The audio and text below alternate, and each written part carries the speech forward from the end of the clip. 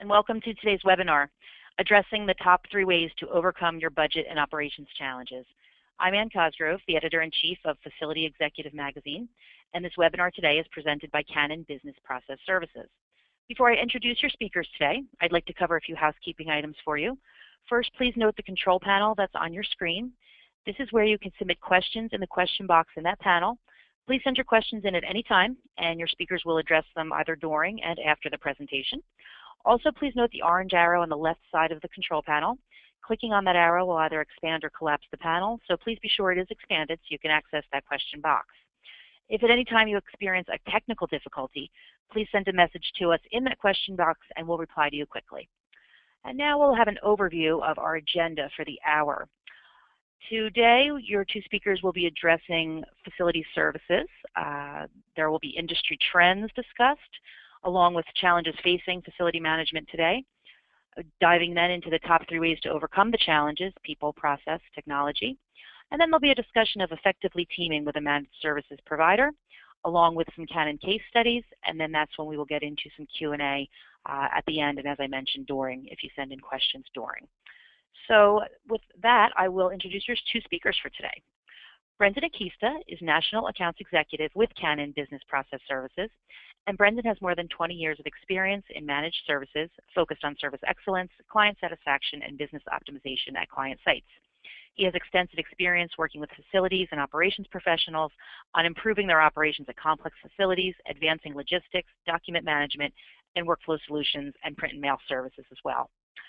Joe Tague is Senior Manager, Business Applications with Canon Business Process Services, and he has more than 20 years of experience applying business solutions in a range of areas, including facility management, campus logistics, and office services. Joe specializes in the implementation of process improvement service programs and integrating technology systems into the solutions. So with that, I will hand it over to Brendan Akista. Hi, Brendan. Hi, Ann. Thanks very much. Thanks for the nice introduction.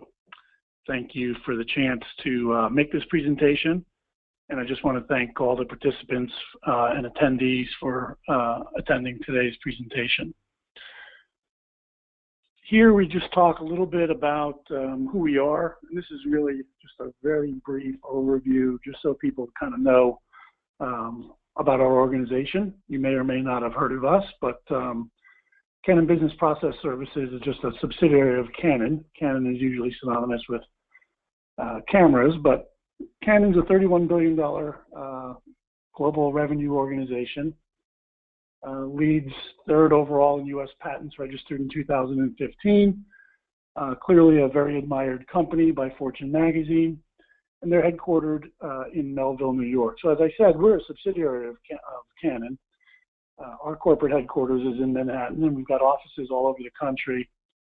There are about 600 client sites that we support, and they're supported by about 4,500 field employees. Something that's unique is that we take a kind of a unique integrator approach to providing services, and maybe we'll touch on this a little later, what that means a little later in the presentation.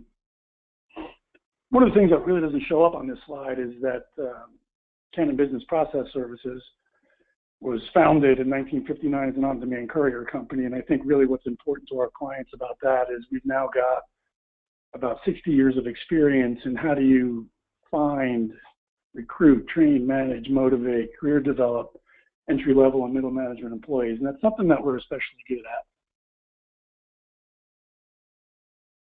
This slide really talks about, when we talk to facilities managers about where they go for cost savings, the feedback we get is that historically these are the kind of buckets or service areas that they look for savings. And while this is not an all-encompassing list, it certainly does have its limitations. If you look at these areas, there's only so much you can kind of bleed out of this financially. I mean, how many times can you reevaluate suppliers or release RFPs before all the low-hanging fruit has kind of been drained out of this? So what we think is that you need to really kind of think out of the box or think differently about where savings could come going into the future. These are kind of non-traditional facilities management services. So if you look at this, the right-hand part of the slide there, those bullets, one area that facilities managers are looking is to corporate campus logistics and warehousing. And what we mean by this, by definition, this is just a service that ensures the efficient flow of materials that are consumed by the facility and by the residents of the facility at large, multi-office campuses. So usually what this type of operation looks like is, there's a receiving, there's storage or warehousing component, there's an inventory control, there's a distribution of materials. And really close examination of these areas can reduce the number of people that are required to provide these services and the space that's required to manage this critical function. Another area that y'all are looking at is the MAC business, or moves, adds, changes. And whether it's individual office moves or complete departmental relocations, a close look at this function, again, can reduce costs through headcount reduction opportunities. If you look at office services in our world, that would just be things like reception, conference scheduling, conference room setup and breakdown, special event planning, security, and a close look at how you can integrate these services with maybe other services that are being provided can also provide cost savings opportunities. When we talk about mail management and production management, the mail management is just inbound and outbound management of USPS. The production management is inbound and outbound high volume correspondence. So in the insurance world, it could be things like inbound claims, could be outbound explanation of benefits, just a very high volume of correspondence. And evaluation could lead to headcount reduction and also space requirement reductions as well, leading to cost savings. In the area of shipping and receiving, it's just really inbound and outbound accountable materials, so the FedExes, the UPSs of the world. And again, could include things like hazmat materials that are coming into a warehouse or a lab or things of that nature. So again, the same philosophy applies here. It's an opportunity that if you closely evaluate this, there might be a chance to reduce the amount of people that are required to provide these services, as well as the amount of space that's required to provide these services. And lastly, and probably most out of the box or most different service would be to look at information governance, print, and business process outsourcing. So things like, how do you manage information and records? Are you storing files on site? Are you taking advantage of imaging technologies? Are you imaging and storing documents electronically? How do you get these documents into a workflow?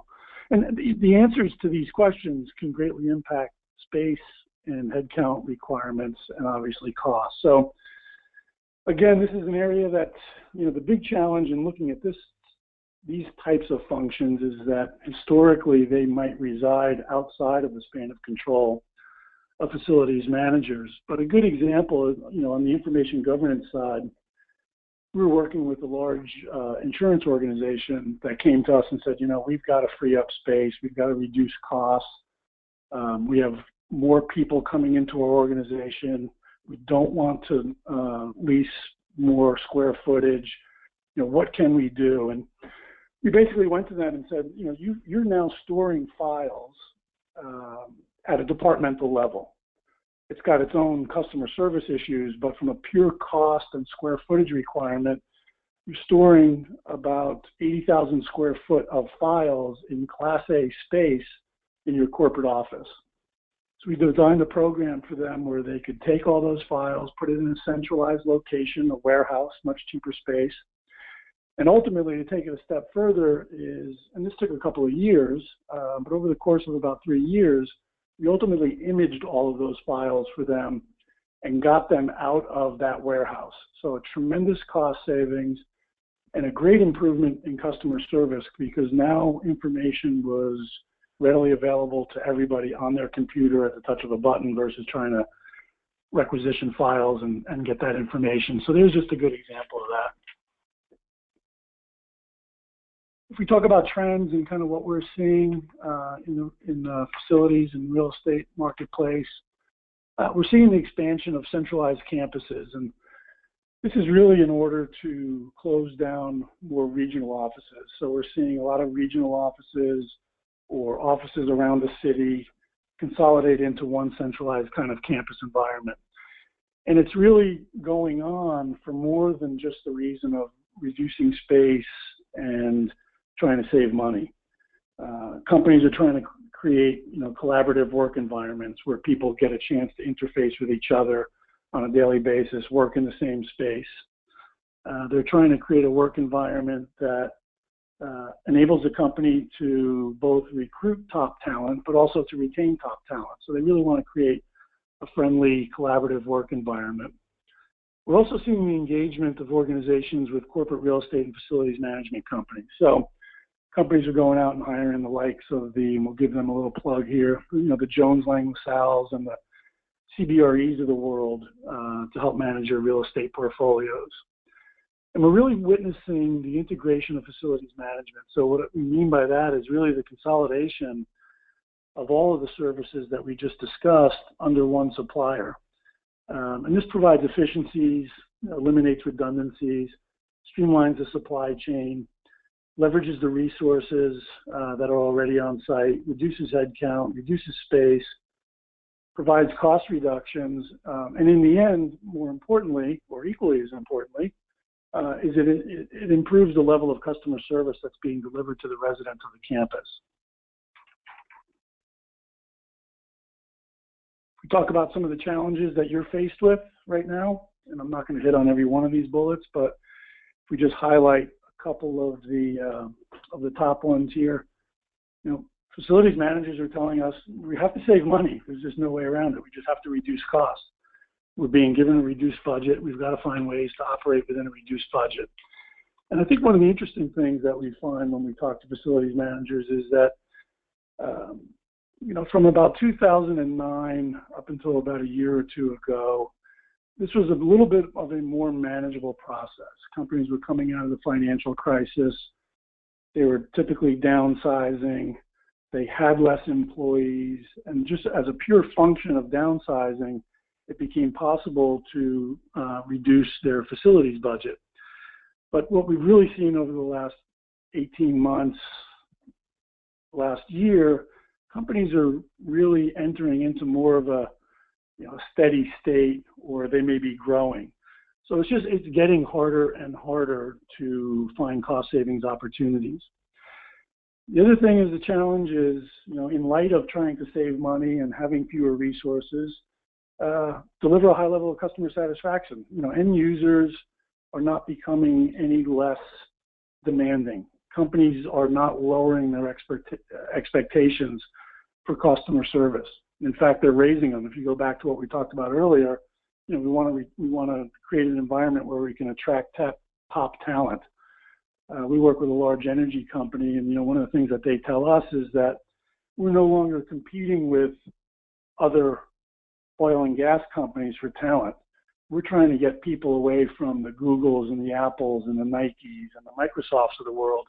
And we've got to be able to provide a very, very high level of service to the end users, or it just doesn't enable us to attract those people and keep those people.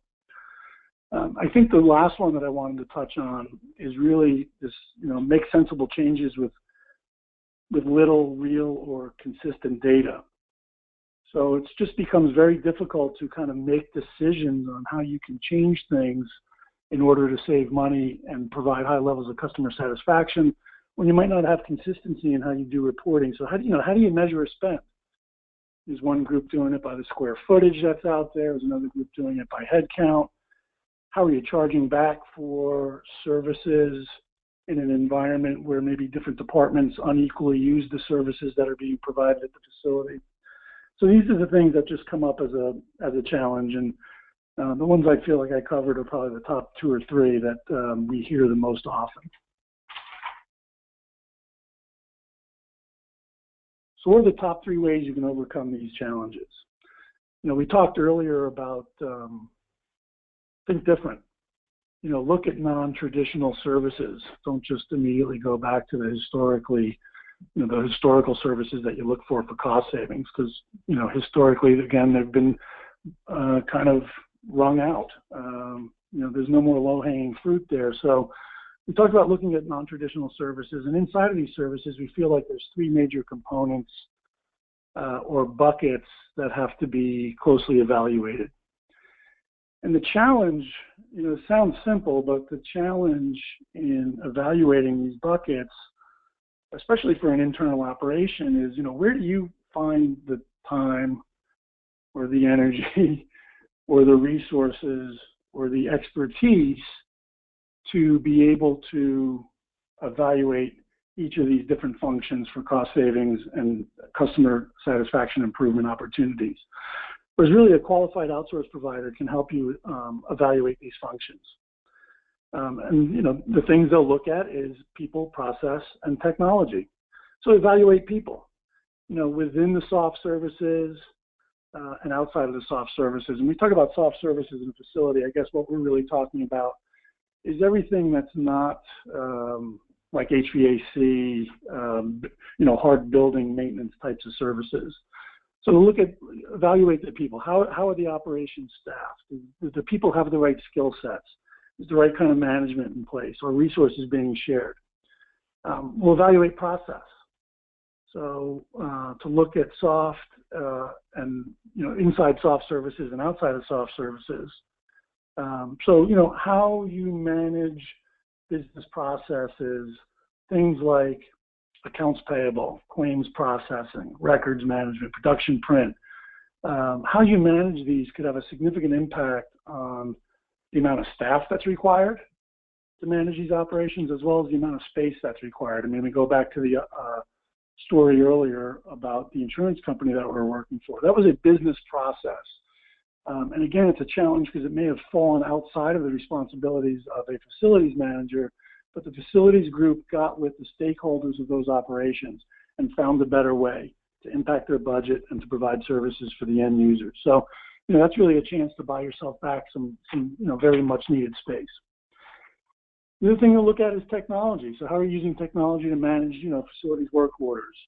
But also, how are you using technology to manage things like records or things like production print or things like outbound high volume production now? Again, can lead to cost savings opportunities as well as customer satisfaction opportunities. So those are the things that a qualified outsource provider would look at.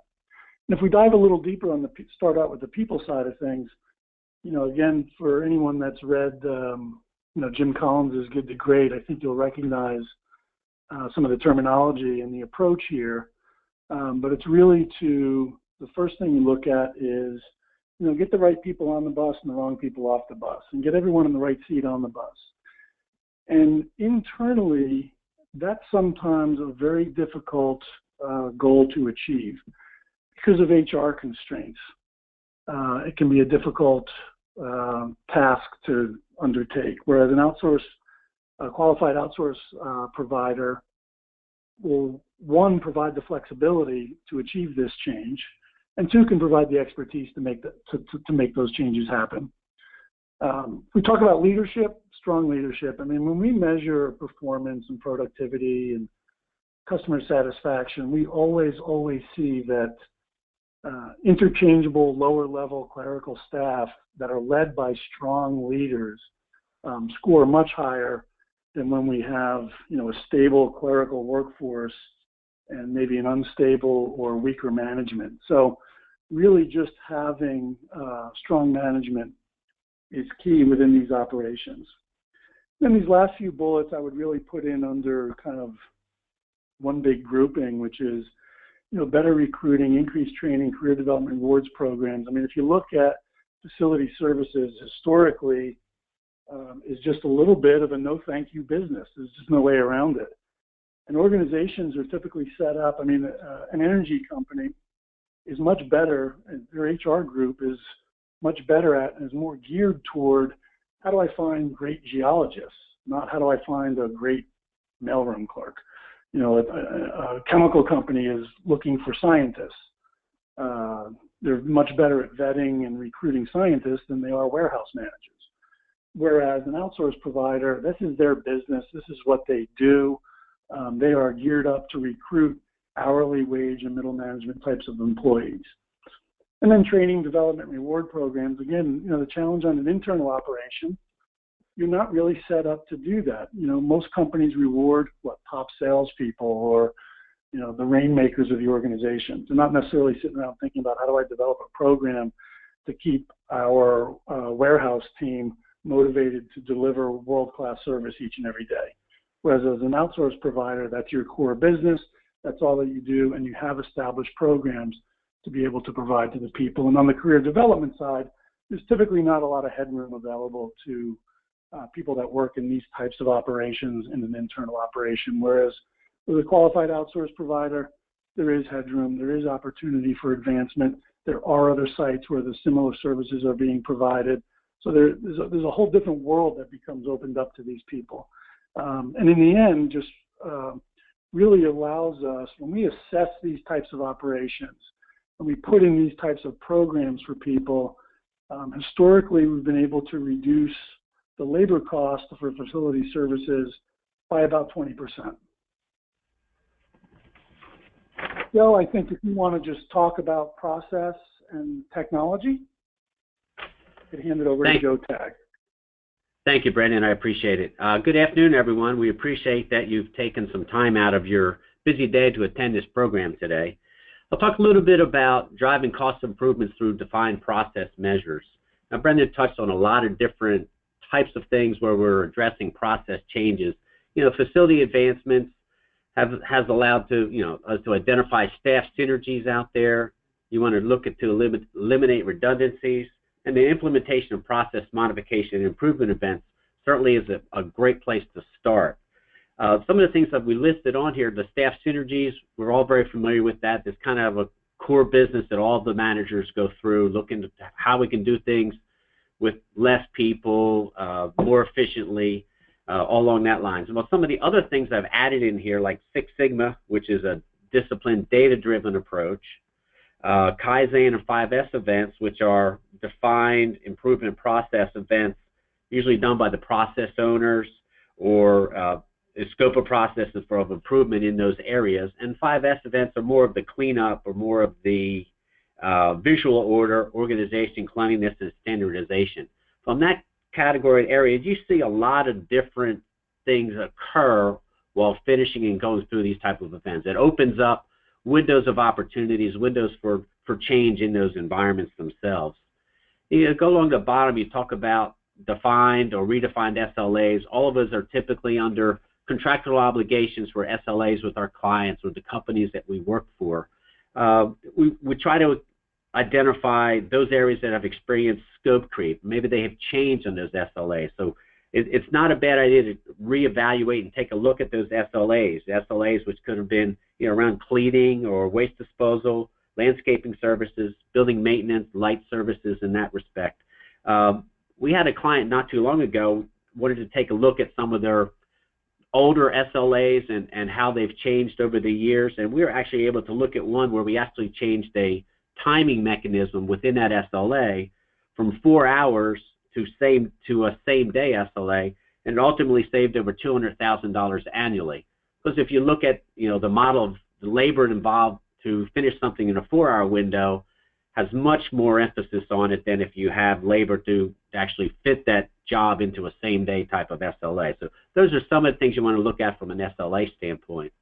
And as you move over to the right part of the slide, you talk about business analytics and capturing the right data, developing meaningful reporting, and creating actionable process changes from that reporting. And data is key here, and I'll have another slide later and I'll talk a little bit more detail about it.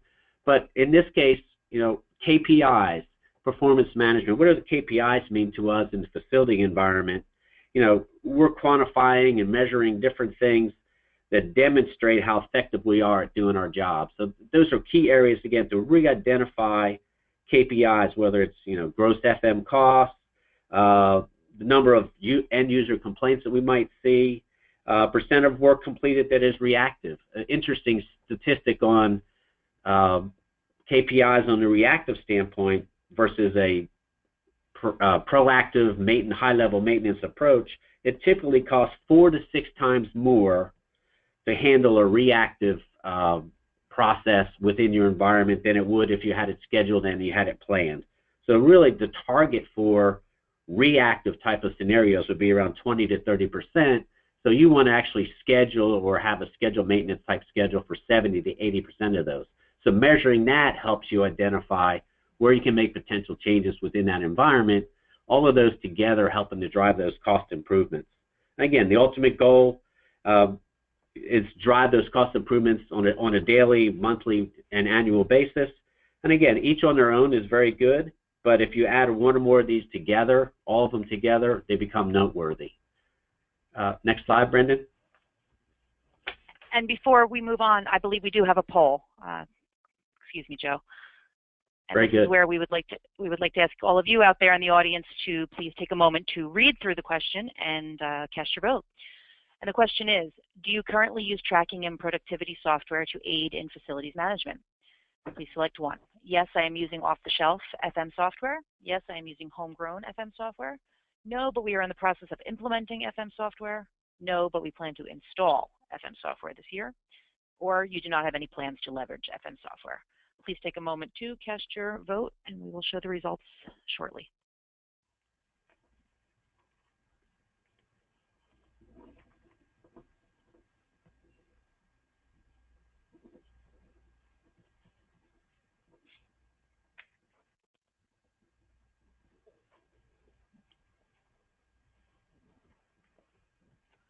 Okay, so here are the results. Thank you again for voting. And the leader there, the leading answer is yes, I am using off-the-shelf FM software, followed by 33%. We do not have plans to leverage. And as you can see, 18% homegrown and 7 and 2% for the other replies. So Brendan and Joe, are you surprised by those results? Honestly, I actually am, because I think what we have seen in many cases is organizations using homegrown systems versus buying some kind of standardized, integratable, off-the-shelf system. And there's a lot of challenges with using legacy or homegrown systems. So it's encouraging to hear that more and more are buying or are using existing kind of off-the-shelf, integratable systems to manage facilities. Yeah, and Brendan, I would agree. 58%, that's a pretty good number. I thought maybe it might be a little bit higher with today's environments. So that's certainly something I'll touch base on as I go through what's available, what's out there, how you would use it. So hopefully we can provide some good information to the 33% that don't currently have any plans to leverage the FM software. So thank you, Ann. Great poll question. This evaluating technology slide, data-driven decision-making. Across the top, we're looking at, capturing process data, performance monitoring, and database decisions. In the capture process, we want to quantify good data. Collecting great data is very key to the understanding what's going on in your environments themselves. There's a number of different FM service type of tracking and inventory management systems out there, from work order systems, just tracking the daily activity that's taking place, to the asset tracking systems that are identifying where your computers are, where the desks are, where the key valuable items of a company are. Move planning, which is very labor intensive. You can monitor and track some of those. Warehouse management system, if you happen to have a facility that also has a warehouse module to it that you have to keep track of. These are all very key and very important to your daily workday and creating an environment that you can support and work through and make your life a little bit easier as a manager. Some of the facility management systems out there that many of you are aware of, you have CAFM, which is the computer-aided facility management systems. CMMS, which is a maintenance management software program, the EAM, which is your enterprise asset management, which is very key, and your IWMS, which is your integrated workplace management system. This is what Brendan touched base a little bit, is the integration of all of these modules into a facility services type environment where you can have modules that help you track and trace and just really have a nice snapshot of what's going on in your environment at all times. Performance monitoring, labor is probably our most expensive and your most expensive asset that's out there. So you can monitor employee effectiveness. You can also monitor equipment effectiveness from an employee standpoint, how long it takes them to complete a task, how many tasks they are completing in a month with the total number of hours, how do they compare to other employees or other benchmarks in the industry. You can get summary by projects. You can also measure the equipment effectiveness of how many times a particular HVAC unit or other type of mechanical unit is being repaired versus what its warranty should be versus obsolescence on it. Is it coming up on its lifespan? All of those things can be tracked, and you can put preventative maintenance around that to help identify, reduce cost, and potentially position your operation for the benefits that go with that. And the database decisions, touching base on all of those, they definitely drive your cost efficiencies. The visibility into operations really assists your areas in historically reducing those service costs by about 20%. I mean, it's so important to get good data and track that good data. And if you get bad data, I mean, you might want to collect something else. There's no harm in getting rid of bad data that you once started collecting a year ago that no longer provides any benefit. That's the constant change in the environments of creating new areas that you want to look and capture, removing not redundant, but obsolete data that's not good anymore from your databases as well. So again, I would challenge everybody to consider that this year, how technology can assist you in a meaningful way as you move forward and take a look at some of the technology that's out there. And a quick internet search will give you a whole list of companies that provide, in many ways, some very cost-effective softwares that can really benefit your operation in a meaningful way.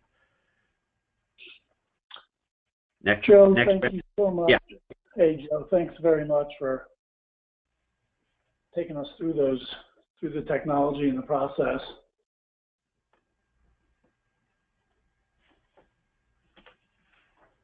And then hit the next slide, Brendan, if you hit that.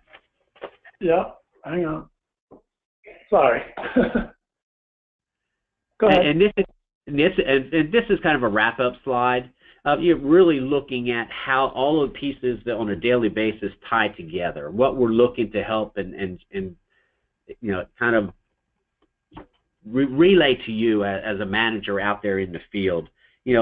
It's a graphical representation of people, process, and technologies, how they all benefit together. The people, the key. That's our most valuable resource. The cornerstone of our operation, and in this case, the left wall of the graphic itself. Establishing and noting clients and company objectives is key to our understanding what's going on. Leveraging that with process improvements through defined process measures, as we talked to them earlier, staff synergies, reevaluating KPIs, understanding the performance management systems that's going on out there. Tie that in with facility systems, the data veracity that's available when you implement one of these systems into your marketplace, into your environment itself. That technology in itself will really lend itself to finding out where you are, drive customer satisfaction, and then all of those together lead to cost savings and other initiatives that are going to benefit your operation in a very positive way.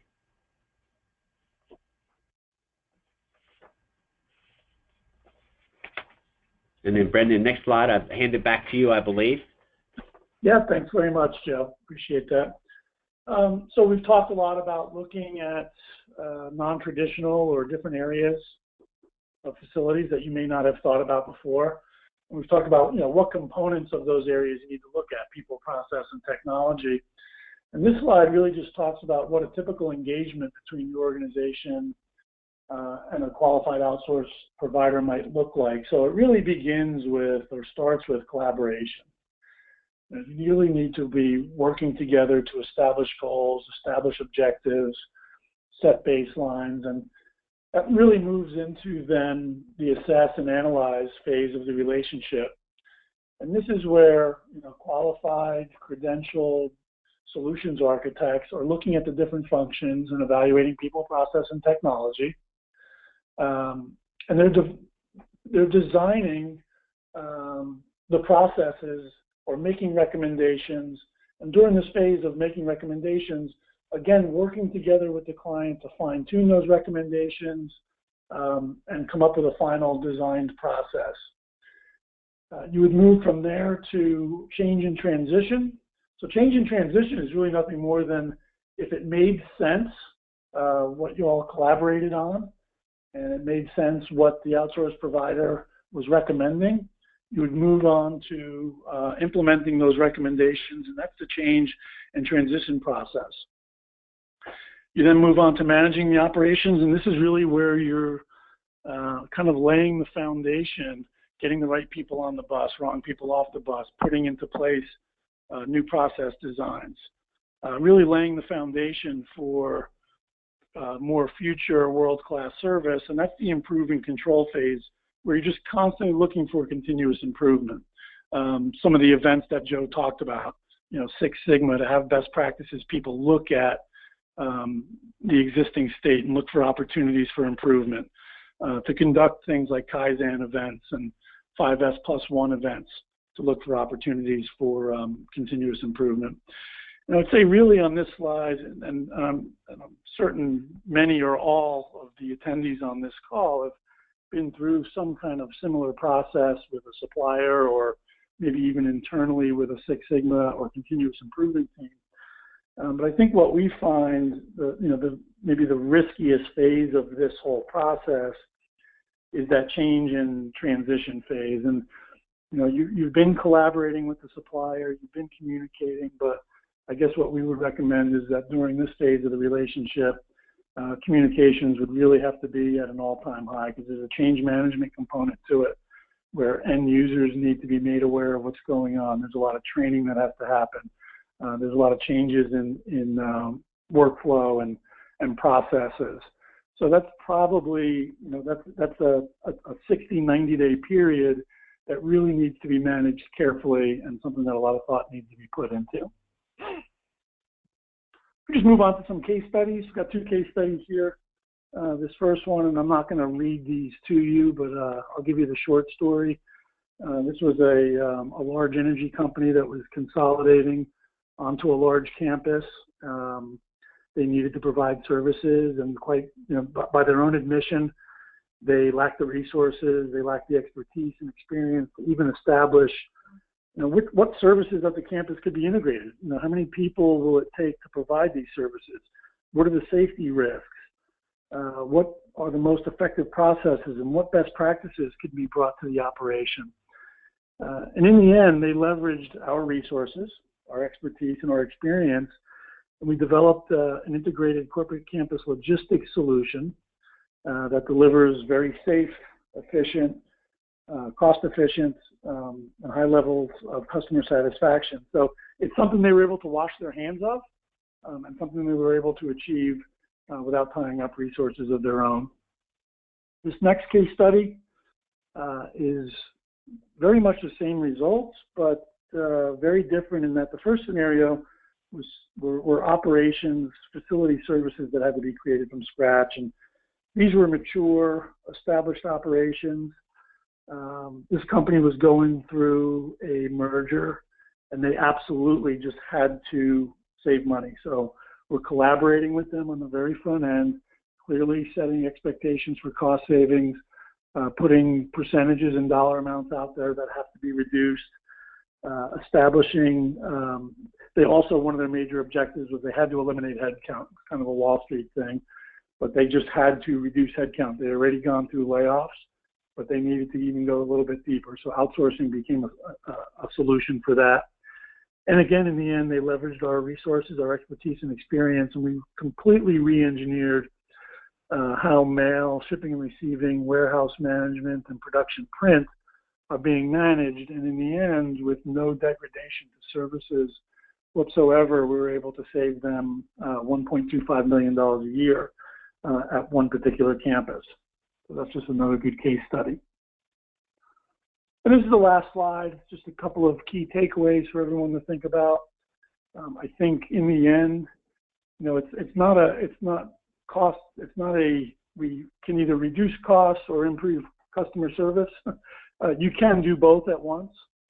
It just requires a very close examination of services and following of the value life cycle model that we talked about earlier. But you can achieve both at the same time.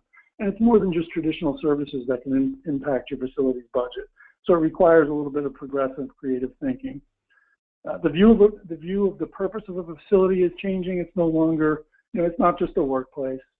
It has to be a place that can be a showcase, that can aid in the recruiting and retainment of great people, that's going to, accommodate the changing service expectations of the new generation of employee that's coming into the workplace. There's more challenges than just reducing costs. And everyone that's attending this probably has forgotten more about the challenges they're faced with every day than we've even thought of. But it's not just reduce cost and improve customer satisfaction. There's a million different challenges that each one of you is faced with every day. But you have to evaluate people, process, and technology.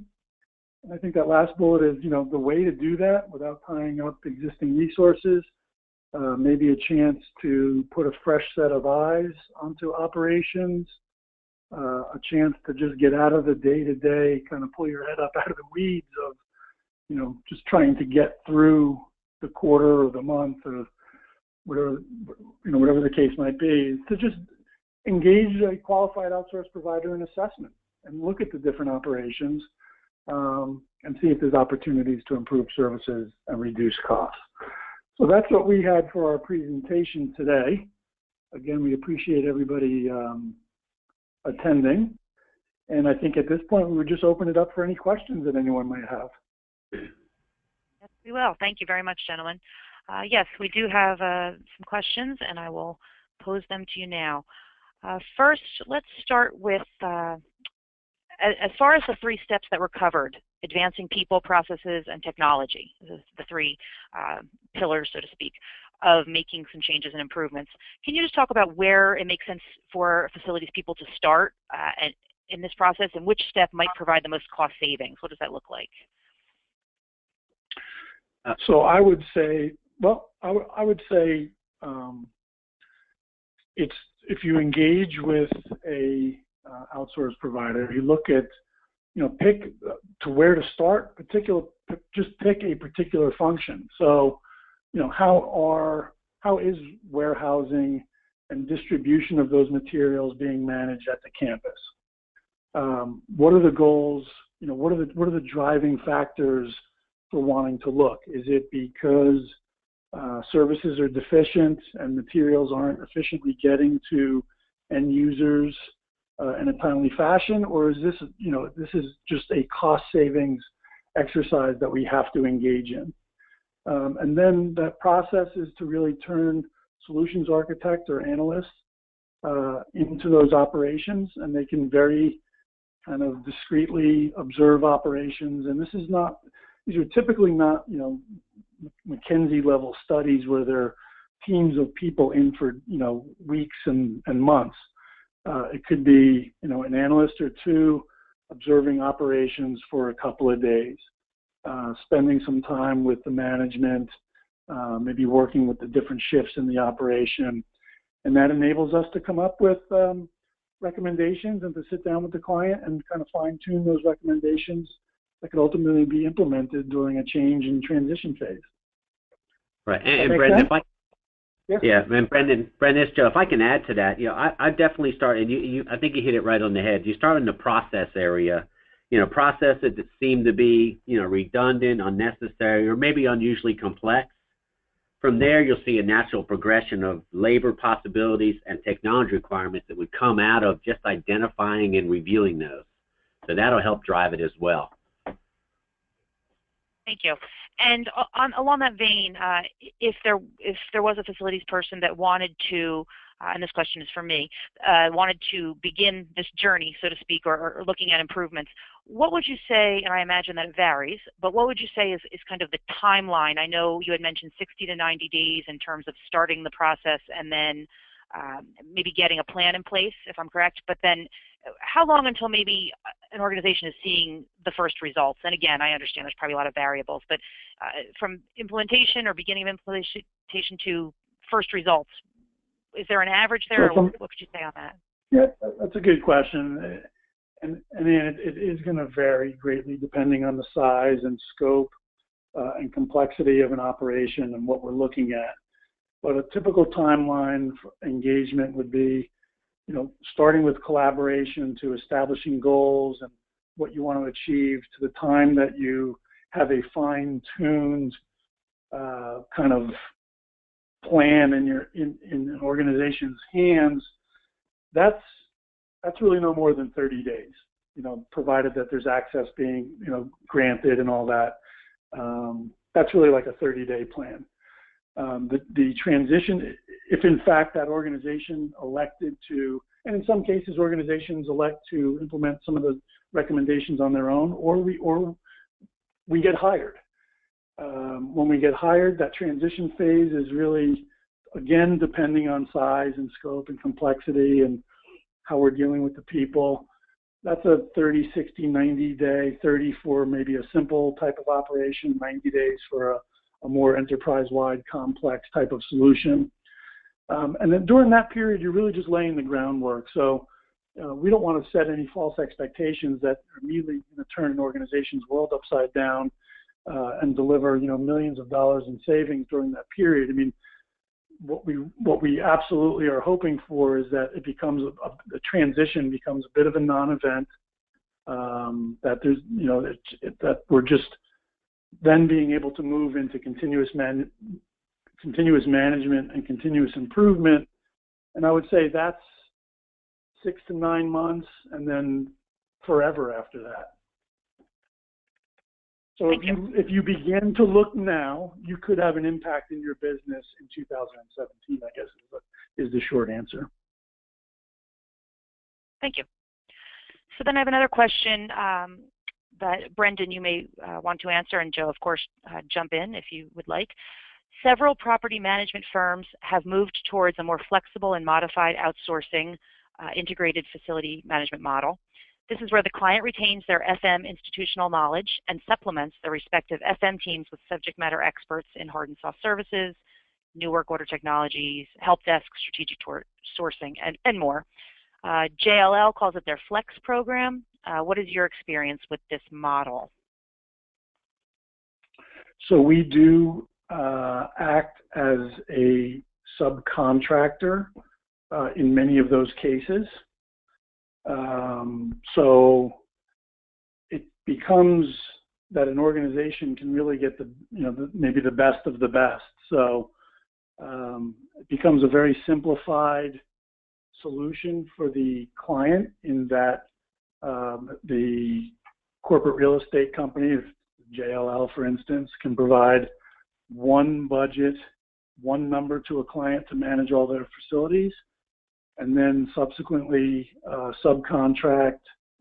And it could even go back to that wheel that we talked about. They may be responsible for janitorial, pest control, landscaping, snow removal, these types of things, and put it all under one budget, under one supplier, and it just becomes a very flexible, simplified way for organizations to manage their facilities.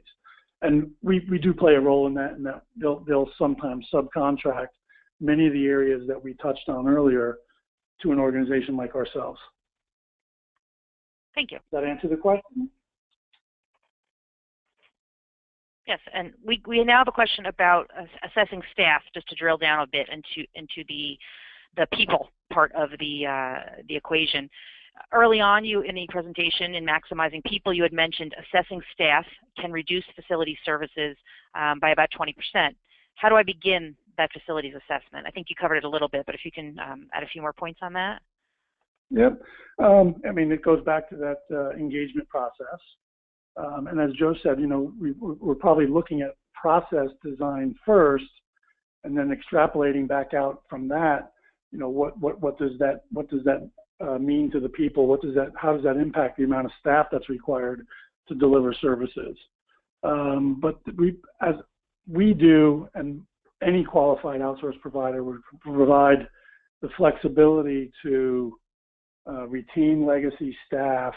The first choice is to want to include them in any kind of solution that's developed. There's intellectual capital there that we want to capture.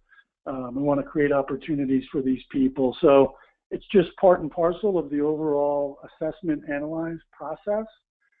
But organizations should feel good that the outsource provider wants to include their people, and in fact, in a downsizing situation, can open up opportunities for those individuals at places like other sites and in other locations and other services. So it doesn't become a chance where people are, losing jobs. It's just making operations more efficient. Thank you. And we do have another question about evaluating service providers. At what point does one look at a service provider itself if they're not up to your standards or have not delivered desired results? So I guess at what point is there a change needs to be made, or what goes into that evaluation from your perspective? We get asked all the time to look at competitive operations. So I think in many cases it's either because a service provider could be quote unquote falling down, but in most cases it's at contract termination that we have very few clients, and we get about half of our business today from competitive. So about half of our business comes from internal operations that are outsourcing for the first time, and the other half of the business is really coming from our competitors, where the company is making a change and making a switch. So I would say, when do you do that? Listen, if a company is absolutely falling down, yes, it's probably time that you look at alternatives. But we typically do 5-year agreements with our clients, and they'll always shop it at the end of a contract and just reissue an RFP through procurement. So that would probably, that would be the timing of when organizations look at it. And Brendan, this is Joe. To add to that, that's some of the key. You talked about evaluating data, evaluating performance. Performances of a vendor in that type of environment. Establishing those really sound SLAs and good KPIs gives you a starting point to evaluate on a monthly, quarterly, annual basis with that particular vendor, and you'll be able to measure that. And if they have a failure to meet a couple of SLAs and then they can't correct it, or their KPIs are way off from what they should be, then you have some justifications for at least some talk through, and if they can't remediate that, then you have some justifications to source another vendor if they're not meeting it. That's where those are key. Establishing those up front with your vendors, good sound SLAs, good KPIs, really help put you in a solid position to be able to do that. Great, thank you. Thank you very much. And looks like those are all our questions for the day. So I do want to thank you, Brendan and Joe, for the presentation and for taking the questions at the end. Our pleasure. Thank you for the opportunity. And I would, of course, like to thank our audience for sending in questions and for participating and listening in today, and to Canon Business Process Services for sponsoring the webinar. A recording of the webinar will be available online for your reference at facilityexecutive.com, as well as on the Canon website, and that's www.cbps.canon.com. Thank you, everyone, and have a great afternoon. Bye-bye.